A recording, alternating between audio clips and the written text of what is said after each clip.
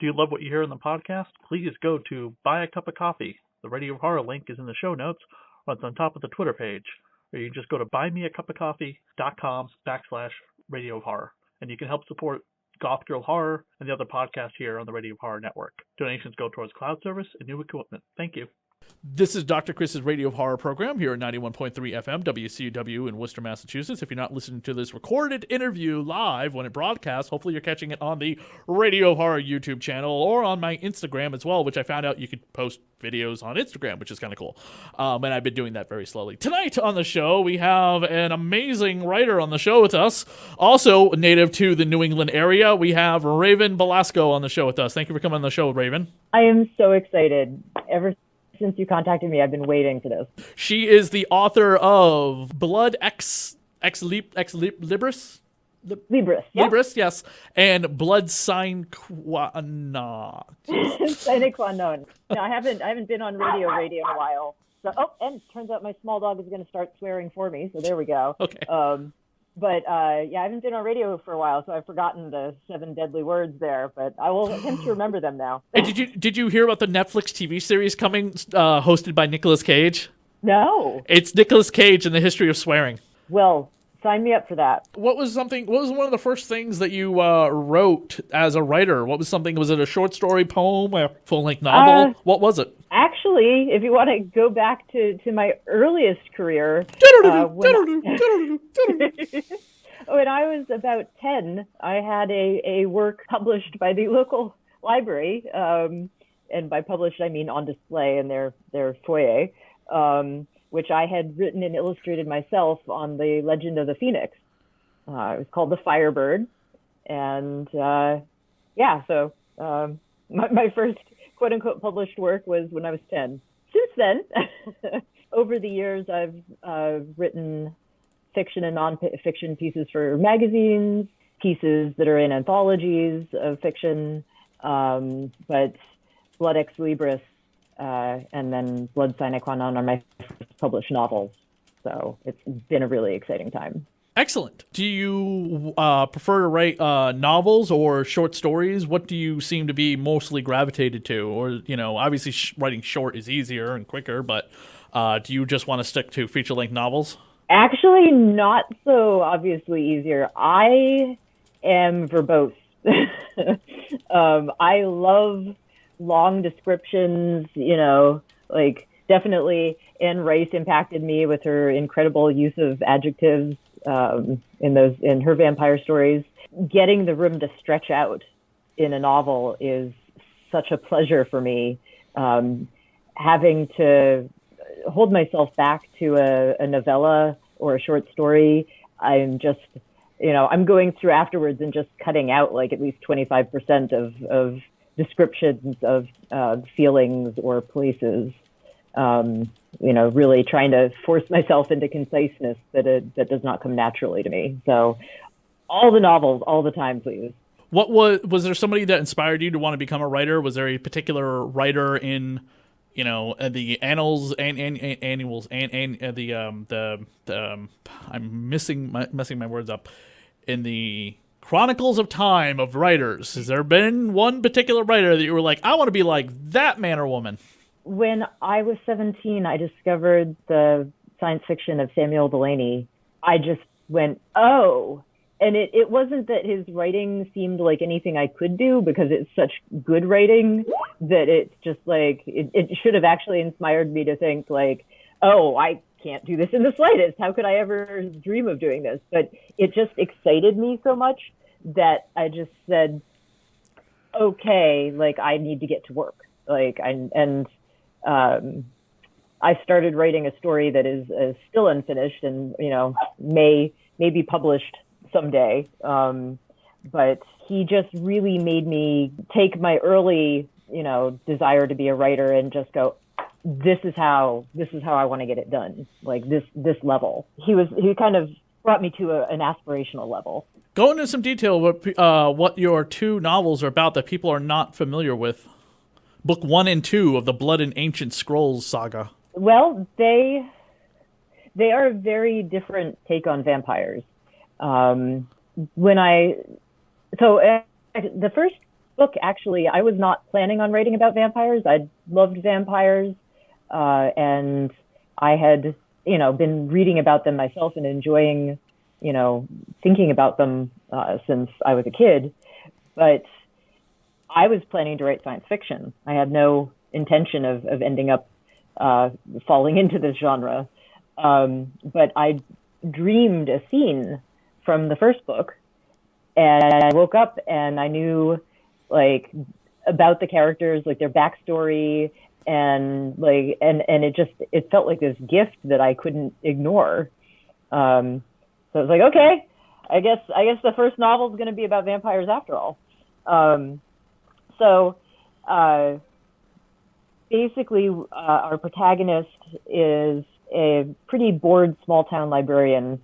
She had hopes for a more exciting life, and yet finds herself kind of spinning in circles, doing the children's reading hour and stuff like that. And then a vampire shows up in her life, and not just any vampire, but Vlad Dracul himself. Dun, dun, dun. Dun, dun, dun. And then she is pulled off into actually more excitement than she might have chosen if given her druthers. And there is a continuing beef, shall we call it, between Vlad and his oldest enemy, Mehmet II. And she just gets sucked into that. And I'd say taken for the ride of her life, but her life has been impacted by the fact that she's been drinking vampire blood and she's now not actually fully human anymore. So that's Blood Ex Libris. And then in Blood Sine Qua Non, they actually... so this one turned out to be kind of a... I don't know if you get to have a romp in horror, but this one... the oldest vampire, Bagamil, is kidnapped, and she and Vlad is now calling himself Sandu. So if I mention Sandu, that's who I'm talking about. Gotcha.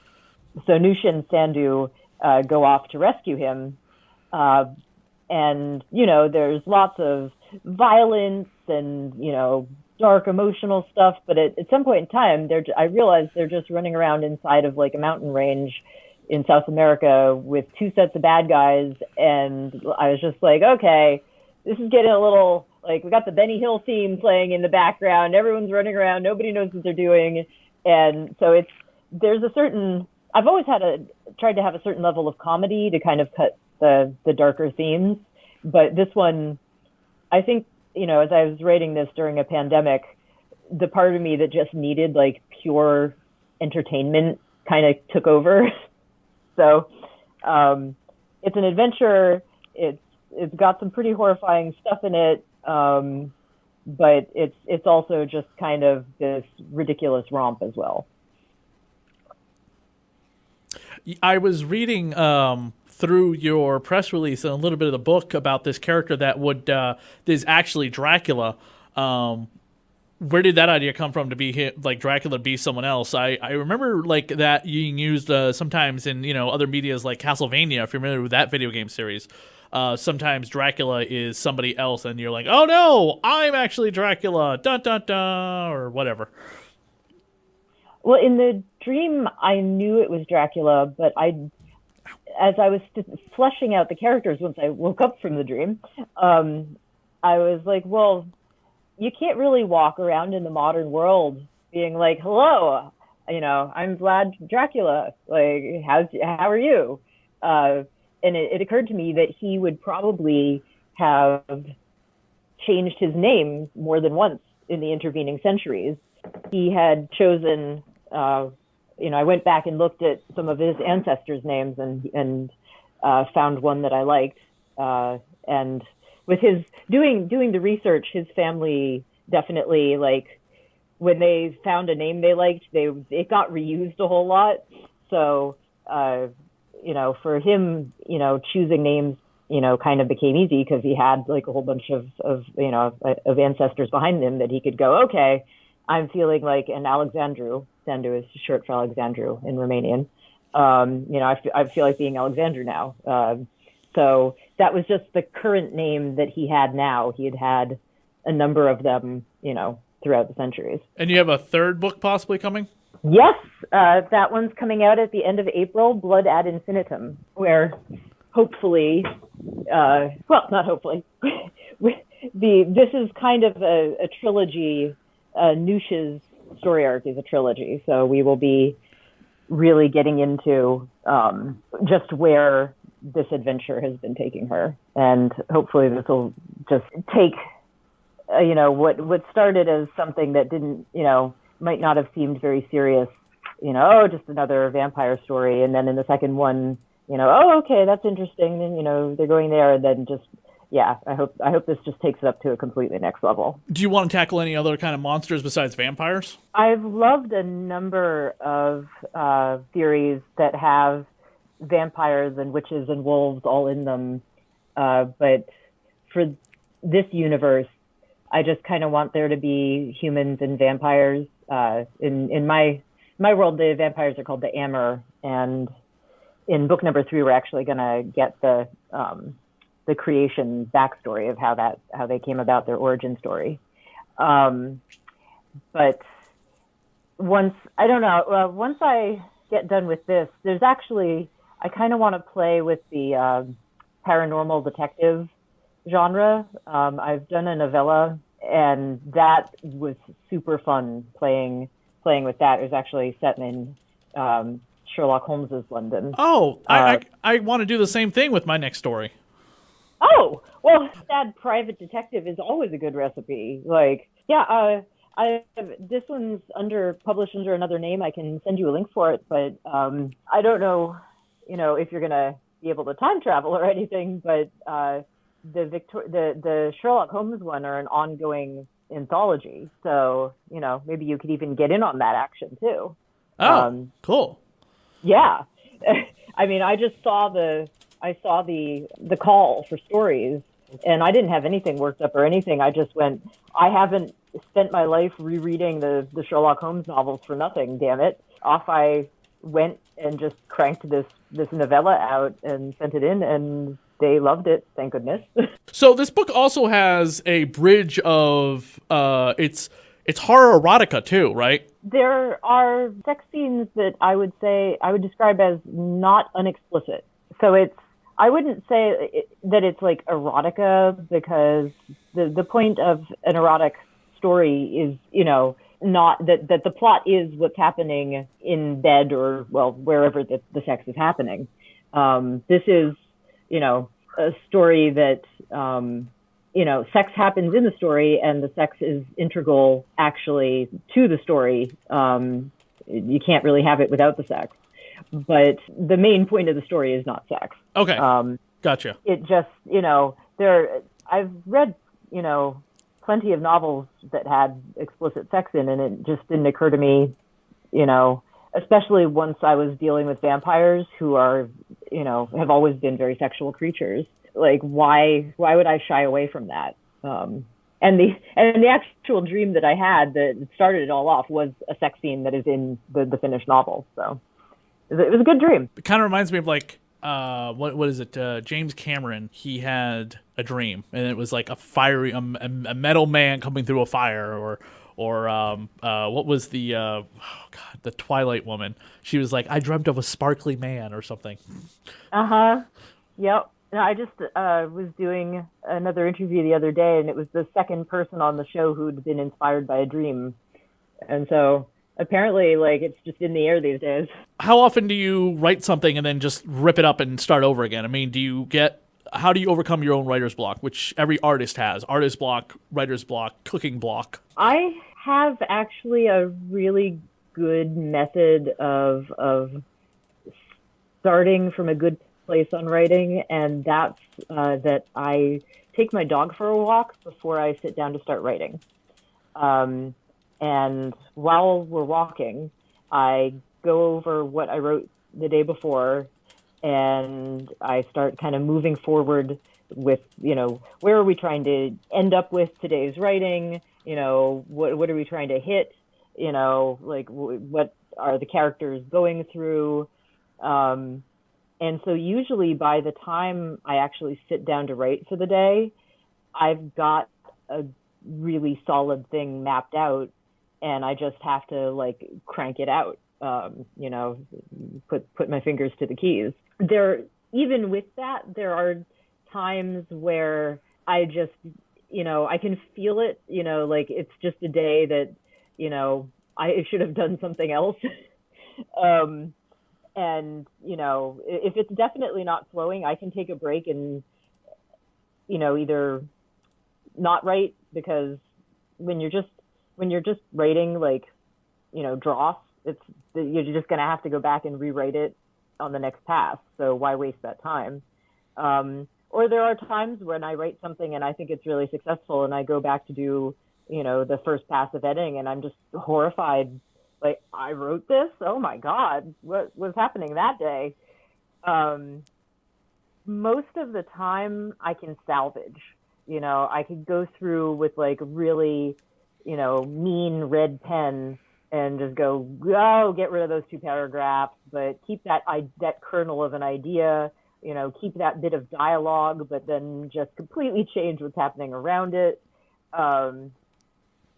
But I can't recommend highly enough having something in your process where you're moving around and you're not sitting in front of the keyboard. Like that's where the badness happens. Like when you're just looking at the computer screen and the little cursor's blinking, like that's where everything can go terribly wrong. But if you're out in the middle of the woods and you got your blood flowing and there's no pressure, then getting the creative juices flowing is so much easier.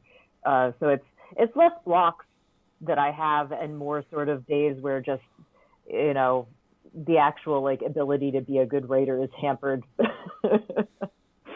But it's amazing what you can fix later in editing. That's it's the magic of the editing path. And you also seem to extend your writing to your own body of work. Get it? Your own human body on your arm. Ha ha. Oh ho! Not knowing your body of work, but seeing your arms covered in tattoos. I don't know where else you have tattoos, but yes, I see the writing on your arm. So you must have been like, I gotta write this down. Tattoo that right here so I can. Okay, so the cat jumped over the moon. All right, gotta type that in. Yeah. Sometimes you just gotta take notes with a Sharpie on yourself. Yeah. Is that all the tattoos you have, or just on your arms? All my tattoos are on my arms. I have 7 tattoos on my arms. I have a full sleeve on my left arm. I have 2 tattoos on my right arm, but it's going to become a full sleeve to match the left arm. I have a tattoo in the back of my neck, and I have a tattoo elsewhere. Cool. That I can't tell you about. So. Well, we unfortunately are at a time limit. But like I said, I would love to have you come on possibly one of my podcasts. I do a Vampire Movie Minute podcast where we take a vampire movie and break it down like 5 minutes at a time. I think you would really enjoy that. We're currently covering the 1985 film Life Force, which is a sci-fi vampire movie. Oh my God! Yes, I remember that. Yeah, we are covering all the loveliness of that movie, but you have to have the extended edition of the film because we're doing the extended edition, which makes a lot more sense and also sounds a lot better with the music too. But we just got over the opening scenes with Matilda May showing up in all of her naked glory and being as respectful as we can. Well, there she is. Those are her breasts, and they're, wow, she is just so comfortable. It must be very, very cold because everyone's breath is being seen, so she must be freezing. So if you have an extended cut of that movie, we'll definitely have to have you on the show for that. Where can people find more information about who you are? Simplest and easiest thing is to type Raven Belasco into Google, but if you want to go direct to my website, it's ravenbelas.co. Cool. Awesome. Thank you. This has been so much fun. Absolutely. Talk to you again. Yes, we will. I will definitely stay in touch with you. Yeah, you have a great evening and a Merry Christmas.